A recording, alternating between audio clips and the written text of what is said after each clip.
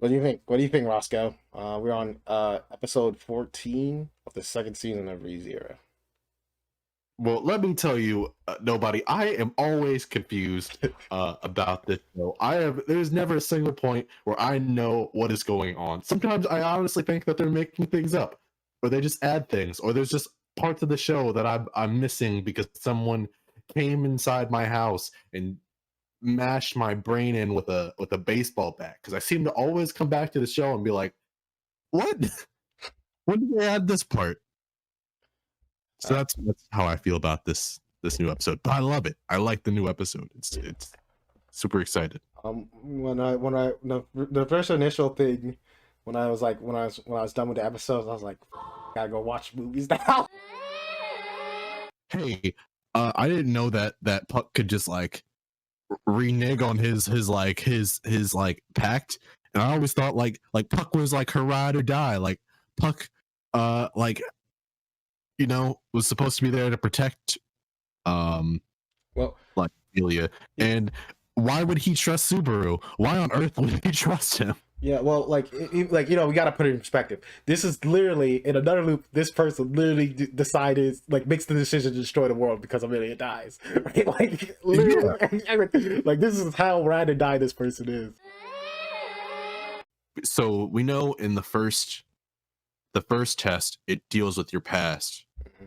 So I'm wondering if there is something about like her and not having knowledge of her past that is like so psychologically damaging. But also not so psychologically damaging that for some reason having her exposed to all of it by like the break of the contract with Puck would make her like possibly be able to deal with it. Yeah, I'm curious to see how it goes. Like, I honestly, when I was like, I'm trying to figure out what Subaru's plan is for this, because they just like seem to like add a bunch of new stuff, like with the not to go off tangent, we can talk more about the whole secret and like her whole with the whole Amelia part of the arc. Yeah. But I also want to talk about those three, the four like ambassadors now. the four village ladies or whatever. Now there's four of them. Like this definitely feels like you could have probably led with this. Yeah, it seems like we may be gearing up for like a Naruto battle of ideals brawl thing between right. Roswell and Naruto. Neji was right. Neji was right. Off key, Neji was right. He is like a friend and an antagonist, but like maybe just because of the way it was set up, where you're like, oh no way, Roswell's like I know Roswell's shady, but he's not causing all this.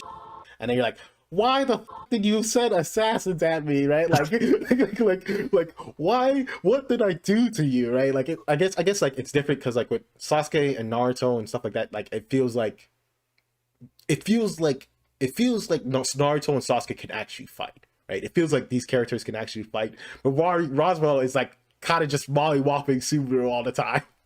Yeah. Like this lady, you had a lady stab me in the eye. Well, no, she did that of her own accord. Yeah, which is crazy. Like, we still don't know what's in the book. This is a fan theory at this point.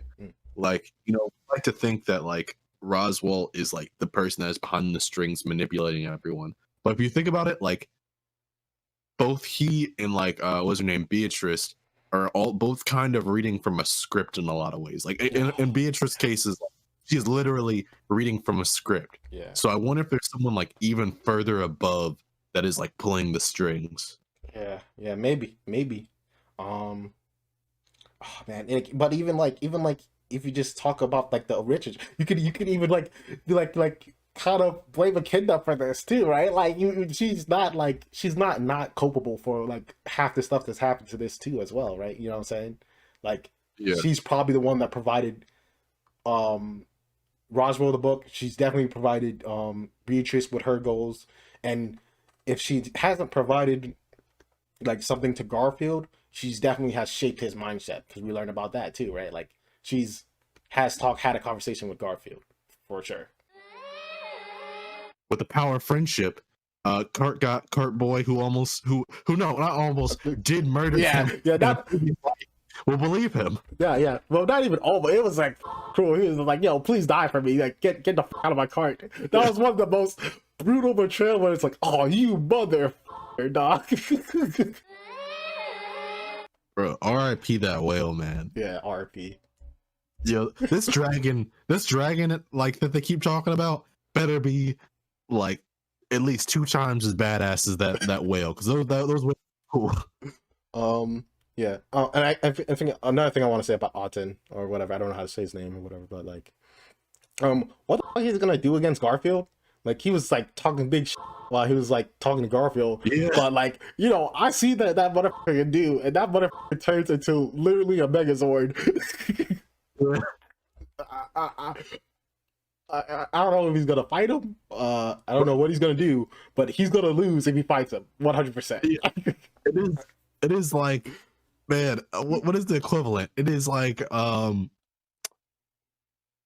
it's like if the dude from freaking Your Lie in April went up against Nine Tails Naruto. Yeah, it's a weird thing that he's even like thinking about doing this, or I don't know what his plan is, but like, it seems like he should get mollywopped. He should be way more scared than he was at the end of this episode, in my opinion.